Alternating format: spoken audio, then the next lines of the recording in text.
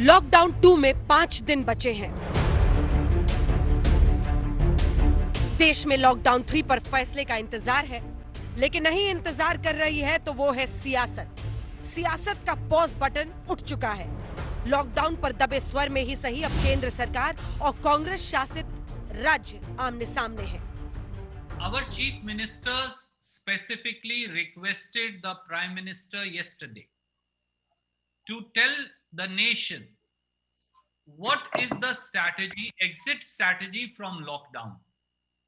So what is the government strategy on health front and economic front in terms of post-lockdown period? What is the roadmap for the future post 3rd of May? How is Prime Minister going to come out with Financial Action Plan Part 2? इससे पहले राहुल गांधी भी कह चुके हैं कि lockdown तो सिर्फ pause button है। Lockdown is like a pause button. A lockdown is in no way a solution to the COVID virus. It is as if you've hit pause and stopped the virus in its tracks until the lockdown. BJP के मंत्री इधर प्रधानमंत्री के फैसले पर दम भर रहे हैं। यूपी के कैबिनेट मंत्री श्रीकांत शर्मा लॉकडाउन के फैसले को प्रधानमंत्री का मास्टर स्ट्रोक बता रहे हैं और कांग्रेस शासित राज्यों के मंत्री बार-बार इसे जल्दबाजी में लिया वो फैसला करार देते हैं जिस पर वो टिप्पणी नहीं करना चाहते, लेकिन मजदूरों पर सबसे बड़ा अत्याचार बता रहे हैं। माननीय प्रधानमंत्री जी ने जो लॉकडाउन लेने का जो फैसला लिया, बहुत ही अच्छा फैसला और बहुत दूरदर्शी फैसला था, क्योंकि दुनिया के अन्य देशों को आप देखें तो वहाँ हालात बदतर हैं, लेकिन हमारे यहाँ हमारी सरकार केंद्र की प्रोएक्टिव है, हमारी सरकार, और इसलिए परिणाम यह है कि हम कहीं ना कहीं अब कोरोना को पराजित करने के कागार पर हैं। जो मजदूर दूसरे राज्यों में फंसे हैं उनको आने जाने का अवसर मिलना चाहिए।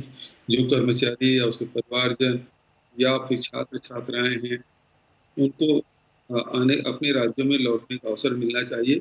दूसरा ये कि अभी लॉकडाउन के चलते जो भारत सरकार ने फैसला लिया है तो सारे आर्थिक गतिविधि बिल्कुल बंद हो गए हैं। राज्य के राजस्व में भारी कमी आई है और या कहे जाए तो शून्य है या न्यून है। 3 मई के बाद लॉकडाउन के फैसले में क्या कुछ मुद्दों पर केंद्र और राज्यों में मतभेद खुलकर सामने आ सकते हैं?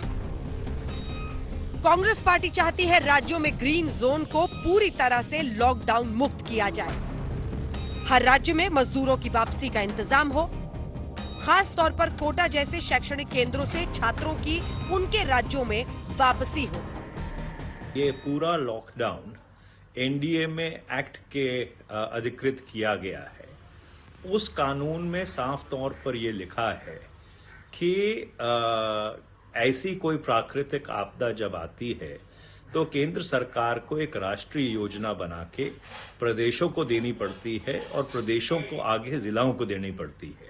और मैं समझता हूं कि जो भी निर्णय लें बड़ा साइंटिफिक लेना पड़ेगा। हम जज्बात में आके या बहक के कोई निर्णय ले लें वो ठीक नहीं होगा। बहुत सोच समझ के साइंटिफिकली हमें जो ठीक लगता है वो करना चाहिए। जो सबसे रिस्की है उसको लास्ट में हम लोग खोलें, लेकिन जहां रिस्क फ्री है या मॉडरेट रिस्क है वहां पर हम इकोनॉमिक एक्टिविटी लोगों का आ जाना शुरू कर सकते हैं। इन चुनौतियों और मतभेदों के बीच जहां एक तरफ आज फिर सूरत में मजदूर सड़कों पर आए और अपनी बेबसी और किल्लत पर जमकर भड़के, वहीं पटना में छात्र कोटा से तमाम छात्रों की वापसी के मुद्दे पर लॉकडाउन तोड़कर सड़कों पर विरोध में उतरे। दिल्ली, यूपी, महाराष्ट्र, गुजरात राज्यों में शामिल है जहां भारी तादाद में मजदूर पहले भी सड़कों पर उतरे हैं। इधर कोटा के छात्रों का मुद्दा नीतीश सरकार के इनकार के बीच पनपी एक ऐसी चुनौती है जो आर पार की लड़ाई बनती जा रही है। तो क्या 3 मई के बाद देश को लॉकडाउन से लड़ाई में केंद्रीय नीति चाहिए या राज्यों के हाथ में फैसले छोड़े जाएं? आज तक ब्यूरो।